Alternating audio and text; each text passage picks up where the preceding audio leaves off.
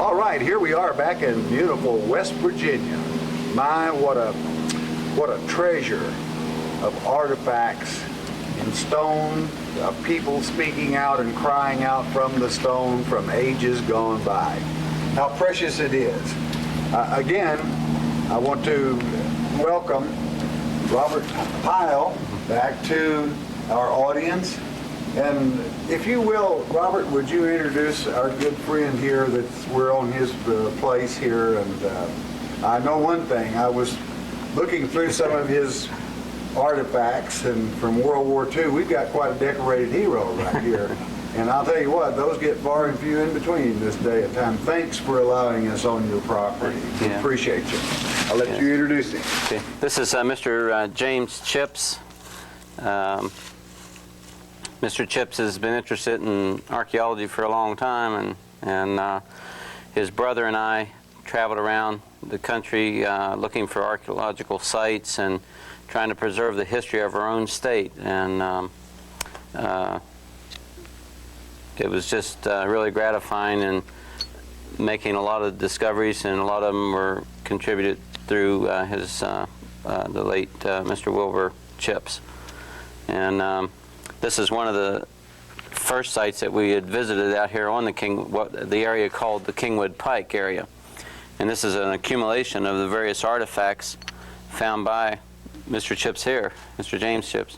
This is a large flint knife or spear point. It looks like that it has been recently fractured, so I'd say that it was probably a spear point. Looking at the wear pattern indicates that it's more so as a spear point than a knife. Too big going on here. Yeah, and this is one of the small projectile points that was found in this area. This is one of the Kirk. Can that help date it? Yes, this helped date the site. What are the things about that point that make it? The configuration of the projectile itself. A lot of times you find a variety of artifacts at archaeological sites, and it's not really necessary at times to conduct a carbon-14, carbon-12, 13 test. You can date the site based on the type of artifact evidence, and that is the style of the projectile points, the types of pottery that are found. Pottery is one of the most important artifacts to be recovered from any archaeological or historical site, because it can help identify the ethnic groups as well as, again, date the site. Would you say they wintered here in this cave, many of them? Would you say that? I would say that they probably had, and due to the way the inclement weather hits this area, a lot of water would come down over the cliff of or over the face of the cliff, and as you can see where the water does occasionally wash in here, would have made it very miserable for anyone to have lived there. But I'm sure due to the archaeological evidence that we had found here that they had occupied it the year round. And by blocking up the entrance with posts, small saplings, they were able to make it quite comfortable, I'm sure. As you can see, it's quite spacious, and it's wouldn't take much to really heat it. And we didn't find any evidence of any of the posts out in the front during our excavation here, and there was a lot of broken pieces of flint. We found some sherds of pottery which were dated from the later archaic time period. We had found some freshwater mussel shells. The mussel shells were real interesting because this was one of the food sources that were available the year round, and this is how the Indians, the late prehistoric people who lived in West Virginia, were able to live the year round in the large village and rock shelters like this, because they had a food source the year round. They could go down to the streams where the freshwater mussels were, collect them, and that's all they would need. Mr. Chips, has this place been in your family for quite some time? It's been in my family as as long as I can remember. And I'm 68 years old. Well, we sure do appreciate you letting us come here and show this to the folks. You're as welcome as the flowers in May, and you're welcome anytime you'd ever want to come back. Anytime. Thank you, sir. Thank you very much. This is what's called the Pottsville conglomerated sandstone, fine grained sandstone. And the way as you can see, the erosional pattern is that it gives you an idea of what type of weather elements affect this site itself, and that is due to the high winds and a seasonal water flow. A lot of the cavities that you see inside of the rock shelter as well as outside, these are referred to as solution cavities, which have resulted from wind and water erosion. If you just had a front built on here, it would be quite usable even for today. A lot of This dark is not smoke, is it? some of it probably is, but a lot of it is due to an iron ore called manganese, and this is associated with the sandstone, the manganese. I see.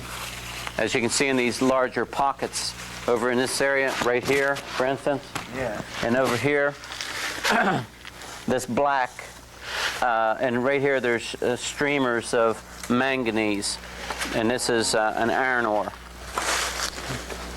I was hoping that we would have found some picture drawings or some pictographs and so forth, but we've really looked the rock over, but Robert, we seem to have another visitor along Oh. with us this time. Could you introduce this little lady to us? yes, this is my youngest daughter, Stacy Pyle. Well, Stacy, it's a pleasure having you with us, okay? She contributes by helping to clean a lot of the artifacts up, and she also helped to excavate some of the sites down in Wyoming County. I forgot to mention that.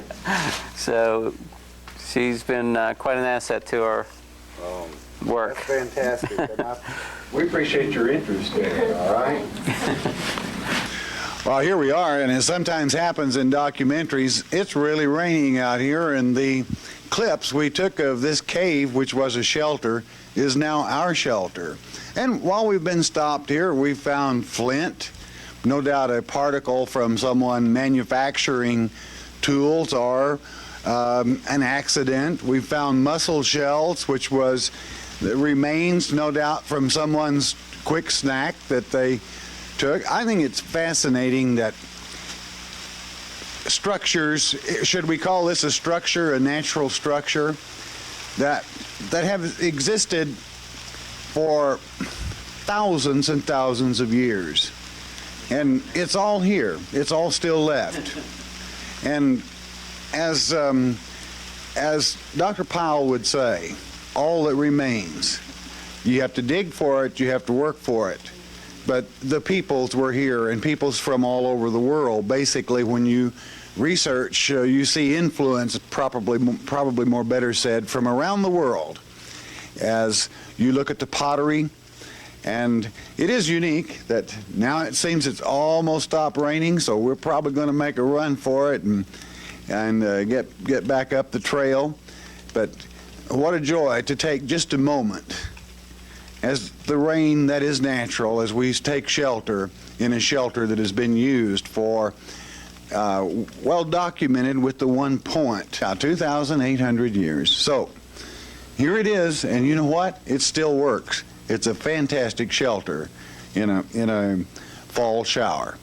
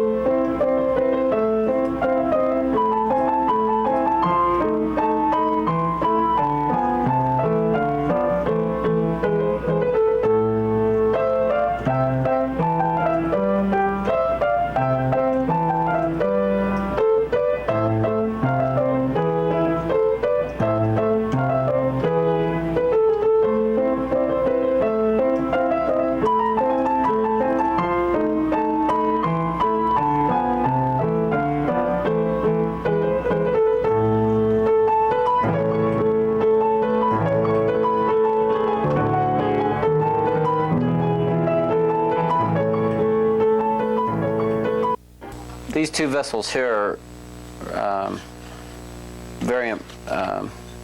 or I guess you could say two of my favorite late prehistoric Indian vessels. And the reason is because they fit together, and comprising, after like 2 years of research, that they comprise a double boiler.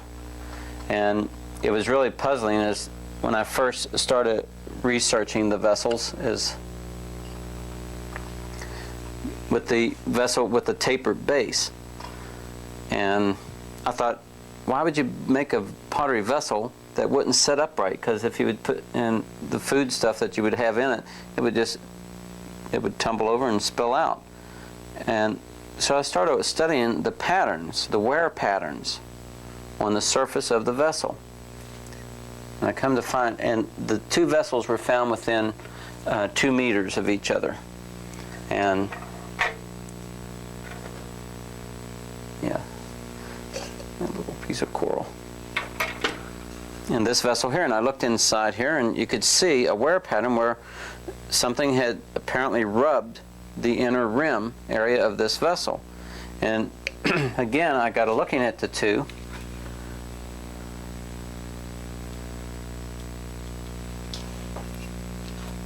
And figuring out that they did in fact fit together. And looking at look at the outside contour, and it's like one single vessel with a decorative lower rim. In the museum at Waynesburg, Pennsylvania, there is such a vessel that has the outer configuration, but it's one single vessel and not a double boiler. But as you can see, the outer contour is very uniform. Whether that was intended or not, I don't know. But these are what we call Monongahela shell-tempered pottery. So, and we're looking at approximately about 900 AD. Oh, 900 AD. That's fascinating. And what I thought, why would, I mean, today we very seldom even have the need for a double boiler other than melting for chocolate or caramels. And I thought, what did the late prehistoric people need or want a double boiler for? And I thought, well, one of their main foods was freshwater mussels. And just like we prepare oysters, it doesn't take, you don't have very many oysters in a container, and when you're making like a soup and so forth. So I thought most of their activities also at the village sites were communal activity. So why not cooking? And I thought all they would have to do is leave this bottom vessel situated in the fire, and then they would just had to add more fuel to it, and remove the top vessel, and then add some water in the bottom here, and then put another vessel of this same configuration on the top and continue cooking. This was found near Point Marion, Pennsylvania, and on the West Virginia state line, in a rock shelter. A rock shelter that was going to be destroyed due to surface mining.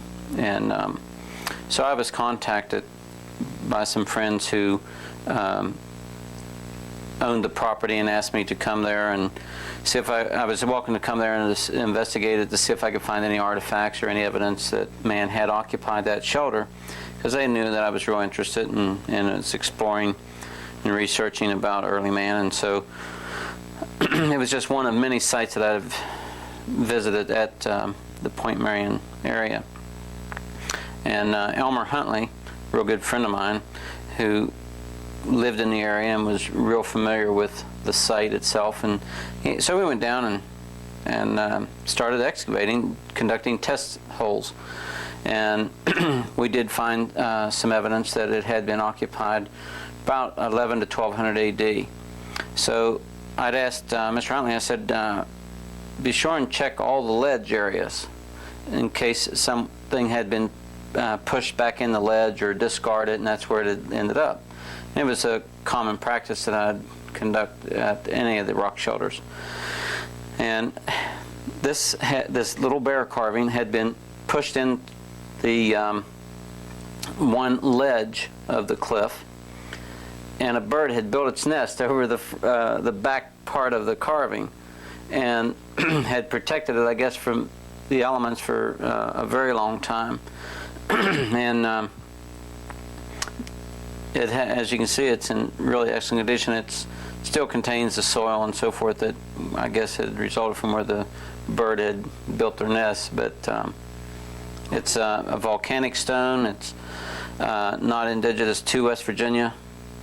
This type of stone is what we refer to as a pumice type stone, and it's been hand carved, and it was not done with a metal tool.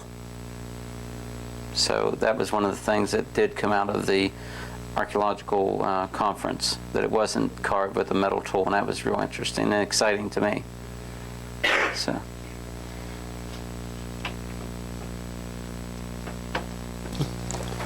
This is a unique discovery. This was what we refer to as a household type pottery vessel.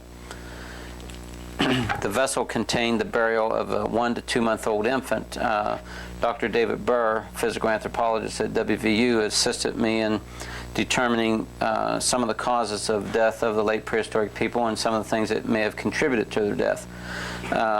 We had looked at the infant skeleton and determined just from the sciatic notch within the pelvis itself that it was a female infant. When I first discovered this, the vessel, this is a photograph of it here, showing it inverted in the grave. In other words, the vessel was upside down like this in the actual burial. And the infant was sandwiched in between these two circular pieces of pottery, the one on the inside and this one here. We knew of the top one, and we were so realizing the importance of this discovery. Here's a household, what we refer to as a household type pottery vessel burial, and in the area of southern Missouri, there's been found many urn type burials. So pottery burials aren't uncommon. It's just the types that they are is what determines whether they're rare or not. And this is a very rare one. Dr. Burr suggested we conduct a CAT scan because the infant was still retained in the earthen matrix. I brought the whole burial back that was contained within the vessel. And as we had the CAT scan to penetrate in 5 centimeter units, this is where we decided to excavate it also. And all we were looking at from the CAT scan evidence was the various densities. And we saw this large, dense area in the bottom. And we knew that it wasn't the pottery vessel. And we didn't know it until after we totally excavated. And so that was a valuable tool to use, was the CAT scan, and it was able to show us various densities, and we were able to say, yes, this is not bone, and again, this is some of the research that we were conducting on this particular discovery, because it is a very rare one.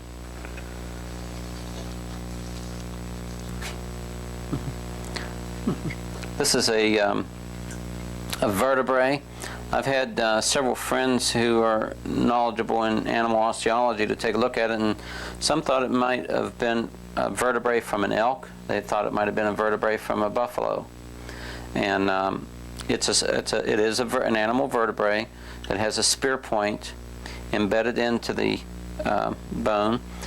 And one of the interesting things also is the fact that the animal must have lived for a considerable time, because the spear point is calcified around, indicating that the animal had still lived. It probably was just wounded.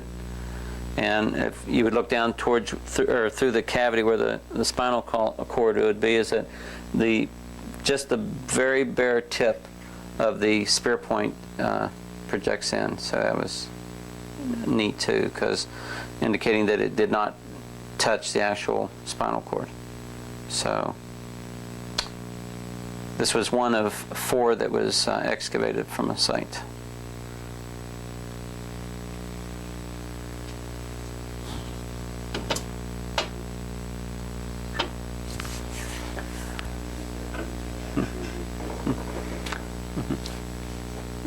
These are, see, these 3 vessels, or actually these 4 vessels here, are what are referred to as effigy vessels. These are animal effigies, and this is, of course, is a duck effigy and a turtle effigy, and they date to about 900 to 1000 AD, and they're very well made, very well preserved.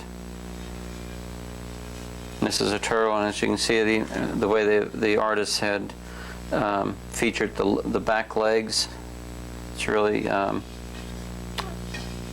unique. It must have been a happy turtle because it seems like it has a smile. But it's a very, yeah. The Mississippi pottery was quite a, well, it was a very well made pottery, and it was traded through many different areas during late prehistoric times.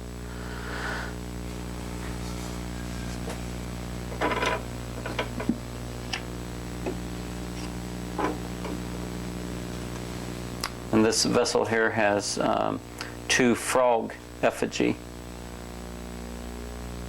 figures on it here. And then this is another example of a turtle effigy here. And just a small head projected out. Well, did they worship these animals? Is that what? No, I don't think that it was that. I think that it was a matter of personalizing their pottery, and this was one way that the artist would do that, was by featuring certain effigy types, and I don't think that that would have entered into it. I think they were just tremendous artists, and they it was their way of expressing their artwork, and again personalizing it. This shelf here has these three center area vessels are what are referred to as the Caddo mound builder vessels.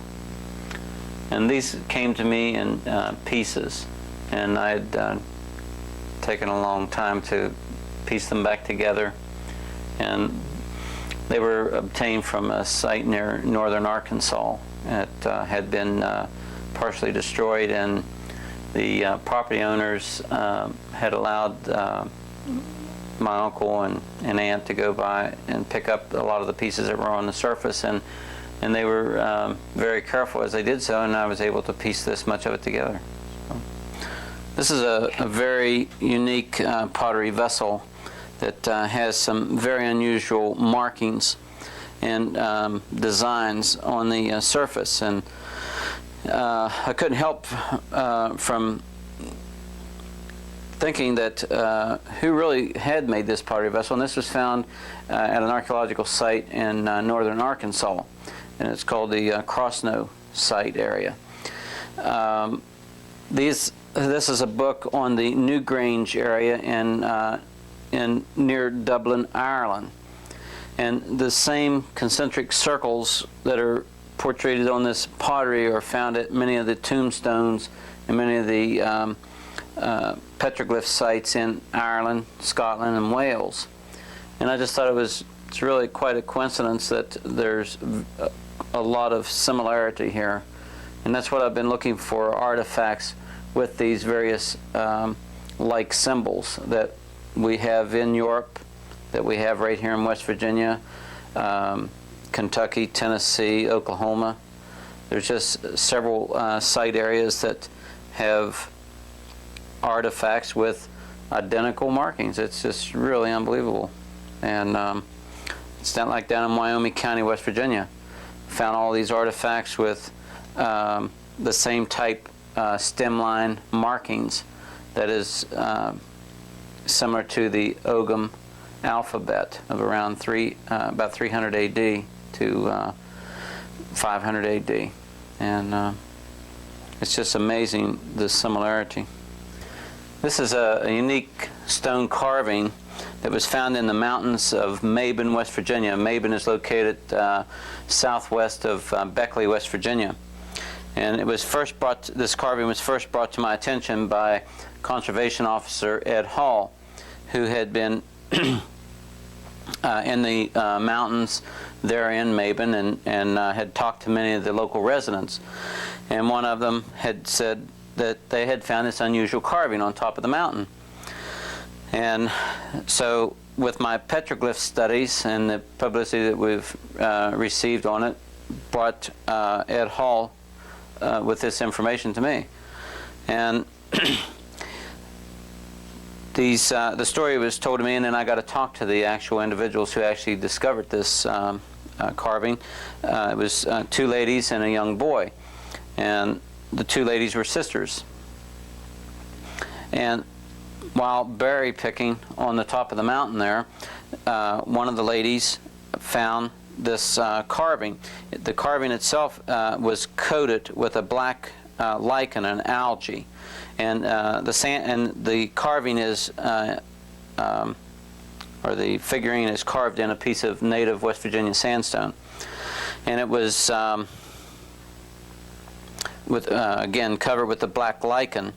And the individuals had scrubbed the lichen off. It's like some people, when they discover a coin, is that they'll hurry up and rub it to see what the date is on it. So they were anxious to see what the actual stone looked like, so they scrubbed it off.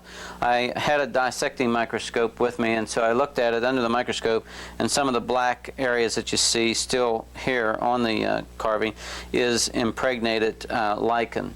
So I believe their story. And I'd asked well, it was just shortly after that, one of the ladies had died. And they had attached a superstitiousness to it.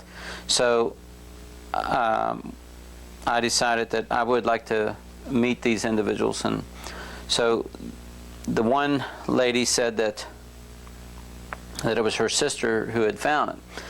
And the young boy, who is a young man now, I asked him, I said, what can you tell me about this stone? He said, well, I can tell you one thing. He said, we've gotten a lot of trouble with Dad for running all of these screwdrivers for chiseling this off of the rock. So, again, I believe their story. And I looked at the configuration on the backside where it had been chiseled off of the main rock on top of the mountain there at Mabin. So I asked him if he would go up with us, and he said no, that he'd rather not. And so I asked him, I said, well, how am I going to know if I'm at the right site? Because throughout West Virginia we have a lot of huge sandstone boulders. And he said, well, I wouldn't have any trouble because the surface mine where this was actually found, one huge boulder had fallen down from the high wall. And so the conservation officer, Ed Hall, asked me to just go with him, and we'll go up and take a look and see what we can find. So we went up there, and we walked in about a quarter of a mile, and sure enough, there was this one huge boulder. And I went over to it, and you could see pretty much the same configuration that's on the base of this stone as to say that this was the actual boulder. And you could see the chisel marks created from the screwdrivers. The stone carving has really fascinated me for a long time, and it was first discovered by the 2 ladies and young boy in about 1960, and it was brought to my attention in 1981-82, and I really took an interest in trying to figure out who really done this, and I had contacted the Smithsonian in Washington, D.C. as to see what light they might be able to shed on this, as to say how old it is, who made it. Their only comment was as whoever did it was well trained, and I think it's quite obvious. And one of the interesting things is that the artists, whomever they were, he or she were, they didn't carve any ears. Maybe that's the way they wanted to portray it. It does have a very high forehead. It has To me, it has Asian, it has Negroid, it has Peruvian. It just has a lot of unbelievable features that represents many cultures. And the cut of the eye, the cliff chin, which is really unusual. Unfortunately, the stone carving was placed in a sportsman's shop, and someone had dropped a pop bottle and did the damage on the lip here. Also, someone had done a scratching up here, possibly with a penknife. And as I was examining this with the dissecting microscope, I could see that there was no metal particles. So however this was carved, it doesn't indicate to me that it was carved with a steel or metal tool of any type, because generally if it was of any recent vintage, is that it would definitely show some type of metal residue still impregnated within the stone surface itself. This stone carving again has really fascinated me for a long time, and I had been involved with many archaeological excavations, and the skeletal material that was recovered at many of these archaeological sites. I often wonder what the people really look like. And a friend of mine, Betty J. Gatliff, out at Oklahoma City, who has pretty much pioneered forensic art, and this is the reconstruction of skulls, and her work was mostly focusing around murdered victims, missing persons, that the skulls had been brought into the authorities, and asked of her to see if she could reconstruct these skulls, just to see what these people may have looked like. And I thought, why not do this with the prehistoric people that we have found? My interest in forensic art soon sprang up after trying to study the stone head carving. And again, Betty Pat Gatliff out in Oklahoma City, who has pretty much pioneered forensic art, had sent me a lot of information, and again we had corresponded and talked to each other on the phone. And as this is a very detailed science, and it's a very complicated science, especially if you're planning on having at least 97 to 98% accuracy. And this is some of the methodology that she does, is that she studies the various muscles of the facial tissue. There's two charts that are used for reconstructing the skulls. There's a chart for black people, there's a chart for white people, and it's because of the facial tissue thickness difference. And so it's important to know as to who this, what race the skull is from. And this is again another example as to studying the features of the skull, and then this is a plaster cast of a late prehistoric Indian, or prehistoric person I like to refer to, that again this is a plaster cast which I would use in the reconstruction by taking small plugs of eraser. This is the same as just like an eraser on a pencil, and you glue the various thicknesses of eraser on the facial area of the skull, and the thickness of that eraser represents the thickness of the facial tissue based on the chart that is set up. So then you fill in all of the areas where the eraser plugs are, and then you gradually just smooth it out very slowly, and eventually this is just a rough draft of this same skull. Again, this is a plaster cast. this has been very crudely done, is that this is just in applying the first stages of a thin coat of clay on the surface of the plaster cast. And as you can see, it is taking form. And I was always interested in wondering, what did these people really look like 2,000 to 3,000 years ago? And through Betty Gatliff's processes, she was able to bring to light as to what these ancient people look like. And you have here, what do we have right here? Okay. It seems that you can just Okay, put it up in yes. the slide if you like. Yeah. This is again the Placetti tablet. It was found near Marietta, Ohio. It was found at Marietta, Ohio. Again, this is also a limestone tablet. You can see that there is a distinct stem line with markings above and below it.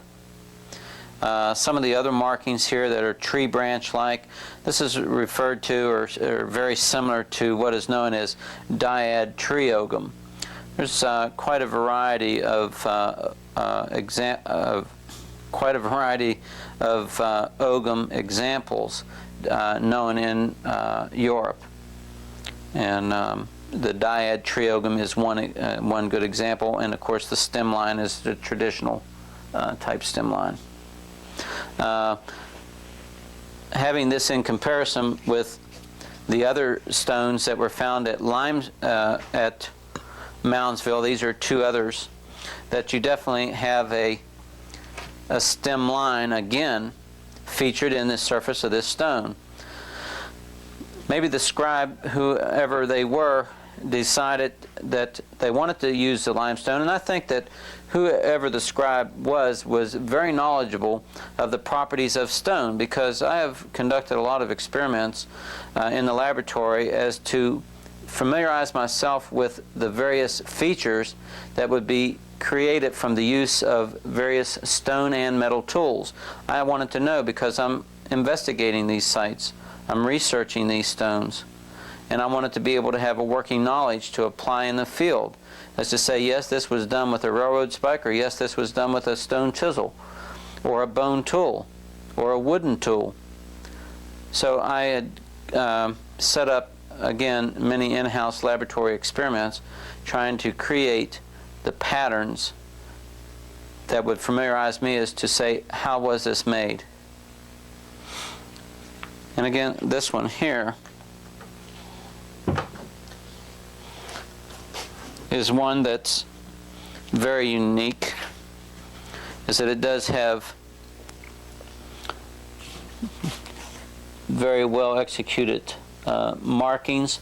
You can notice that this is one large group of markings, and here's a smaller group, and then an intermittent group. This is what is common in the stemline ogam, because the amount of lines or markings in each group will identify that as a specific letter of the ogam alphabet. And I'm not a linguist, is that I'm an archaeologist, and I'm looking at the evidence here and comparing this evidence to that in Europe, especially Ireland, because that's where it was first used or documented as early as 300 AD, and at the archives in Dublin. Dick O'Brien, Kevin Dowling, the Cultural Affairs Attaché in Ireland, Darrow Creedon, who is just recently went back to Ireland, who was also the Cultural Affairs Attaché, had come to West Virginia and visited these sites. And they said that they are very similar to what they have in their own country. And I think that the record of what we have here in West Virginia, North America, I think that it would be exciting as to present this at first hand to the scientists in Ireland, as well as Ireland scientists, to better take a look at what we've got here.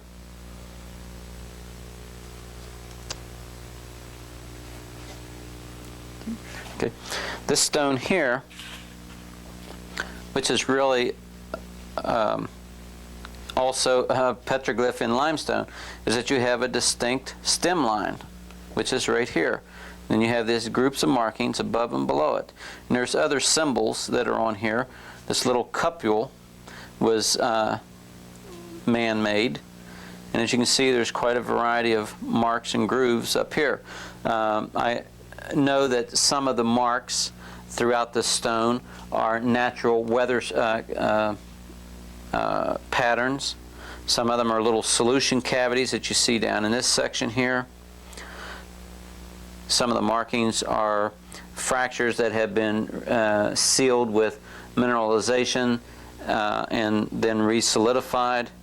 And so one has to really be careful as to what markings that you identify as being man-made. One of the areas that I got involved with also with my laboratory experiments was differentiating between something that has been recently made and something that is at least 100 years or older. And that is looking at the texture difference. If you was to take a sharp object, say a metal object, and scratch the surface here, you would create what is called a sugar surface. And you would notice that that sugar surface would stand out above every other mark that's on here, because all the other marks are the same color or the same texture. And this is one of the things that I use, or one of the methods that I use in identifying, is this of recent production, or is this something that's ancient, at least 100 years or longer. And again, then if it's longer or older, then you look at the various symbols, and it becomes like a process of elimination, looking at what does apply to the record in Europe, because that's what we have to go by. And if I was to show these to an archaeologist anywhere in the country and ask them, or any scientist, could you differentiate between these petroglyphs and the ones that are in Europe, and especially again in Ireland, Scotland? And I don't know of anyone that can say, yes, this one's from West Virginia, this one's from Ireland. So,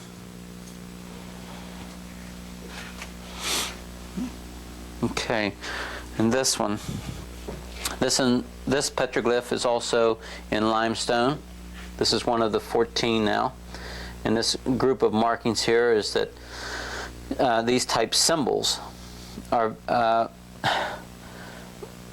It was really exciting that I had viewed the same symbol at several different archaeological sites. So it tells me that there must have been some meaning to this symbol, because it shows up at more than one archaeological site, more than one petroglyph site. It's like the other stone that we have over here has very similar markings to the site at Beard's Fork in Fayette County, West Virginia, near Charleston. And again, you have quite a variety of symbols. And a lot of times in portraying symbols, which they refer to as rebuses, that a rebus is a group of markings that represents a group of letters. And so it's disguised in a picture form, not as a pictograph, but in a symbolistic type pattern that describes, and the people who would possibly be coming through the area would be able to identify. And that was another area that I was really interested in. And some of the questions has been, well, why is it in several different languages? And I thought to myself, well, why not? And especially not knowing who is going to be following. If your message was important enough and you were knowledgeable to leave it in more than one language, then why not? I thought that would be really important to do so, and being able to leave that, in most of the cases, a Christian message in West Virginia. Understanding the geology of the stone is very important, because a lot of times you can get natural weathering, natural fracturing that could be misinterpreted. And as an archaeologist, and my familiarity with many pictographs as well as petroglyphs, if I'm in question as to whether the marks that are featured on the stone are of recent time then I would mark them with using charcoal, allowing the linguists who are examining these stones is to say that the field investigator was questionable, as these markings in charcoal may be recent. Let me say something before you do that, okay? This in Ogham right there is Baal or Lord. And I think I'm doing work on this right now because the stem line in Ogham.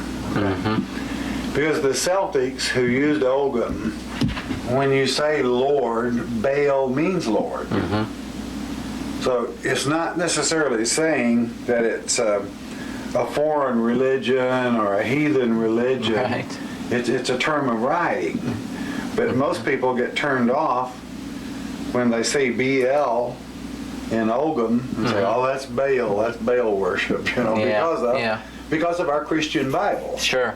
But in ancient languages, BL meant Lord, and so forth. So I just wanted to throw that in. Yeah. It's interesting what you can see in that. It's fascinating. I'd first early hypothesized that if there was ever a petroglyph to be found, I would think that Marshall County would be the site, because this is where the Grave Creek tablet was discovered, and it has like Iberian Hebrew type markings and symbols on it. And I thought, if these people really had made contact with some of the early Christian explorers to North America, that this would be a place where they would have well documented it. And why haven't we found any of the petroglyphs? And so that's what I was looking at. And several of my students there in Marshall County were going out on the weekends exploring, and as I pointed out to them that there's many things yet, to all my students, I said there's many things yet to be discovered, and those discoveries will come only if you're observant of the soils and the rocks around you. And so on the weekends, after the weekday after they had finished their homework, they were out looking for fossils, artifacts, and in doing so, this is the result of it. They had discovered actually 14 new petroglyphs, and these are the first petroglyphs that I've seen in West Virginia that are on limestone. All the others are in sandstone.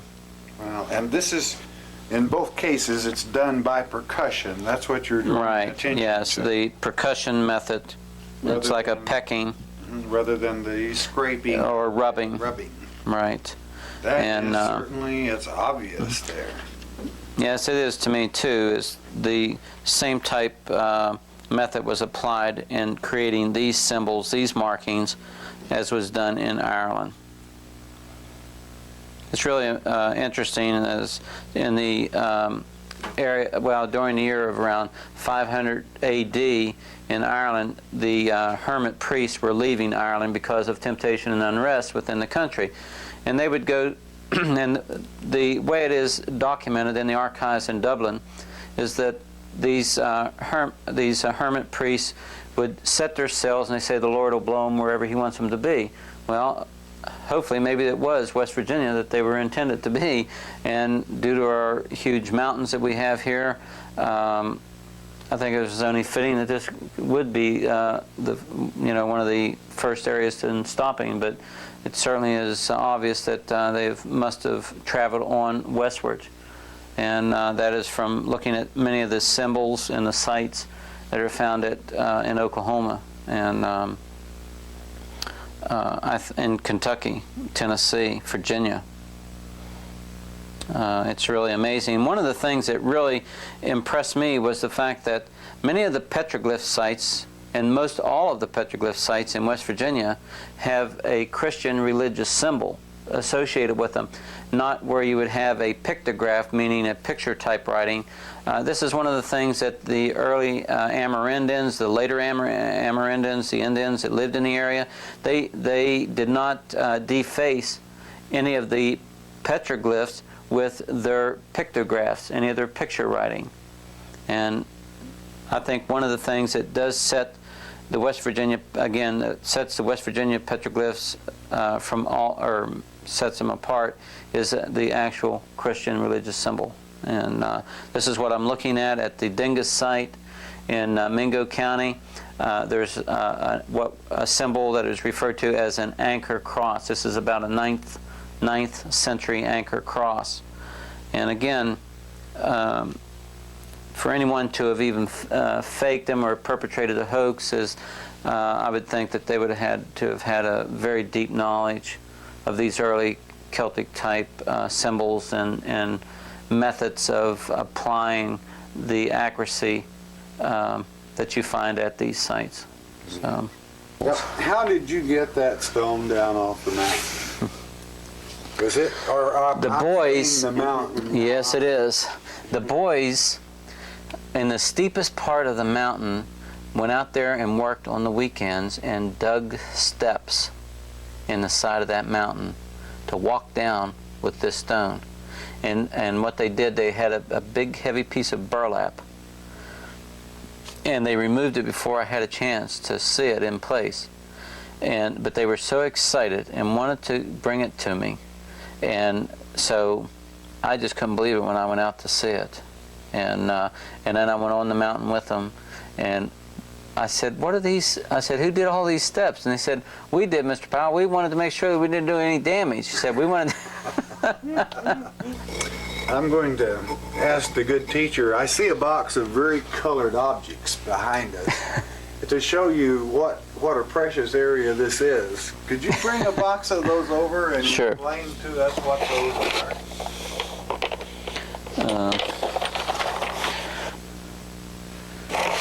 Let me do it this way. Yeah. Boy. Okay. This is so you get an idea of this area, what has been manufactured here. Yes.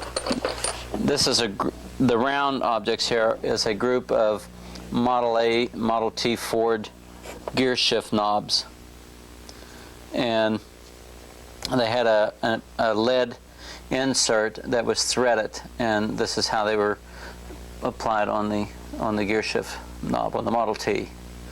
And this object here, a lot of people are not familiar with it, but it had a round rubber suction cup that fit in this indentation, and this was stuck on the dashboard of the Model T, and wooden matches were placed in here, and this was a wooden match holder for the Model T Ford. And I guess they would make them to match the gear shift knobs, so you would have a set. And Fred Stoniker, who's 83 years old, lives in Point Marion, Pennsylvania, has taught me the identifications of many of these glass objects that were made there at the Who's Glass factory. And again, he had worked there at a very young age and become very knowledgeable in many of the things that were manufactured there, and in doing so he's passed it on, a lot of it, to me, and I was really appreciative. Well, it certainly is a fascinating area, and what an area! What a blessing to be situated here and be a teacher. You know, that's because you have so much to teach from this area. Yes, Again, thank you very much. Oh, thank you. It's always a blessing and a pleasure. Thank you. To have you with us. It's a pleasure. I want you to know it's been a real pleasure doing this documentary here in West Virginia. West Virginia, where it has been documented. And a man spending 30 years of his own life, one person alone, and all the people he came in contact with that brought forward this story of prehistoric, I suppose we can use that term, travelers. 30 years he has spent, and the last 5 years he has put into documenting much of the work that he has done. He has written a book titled All That Remains, which I think is so appropriate.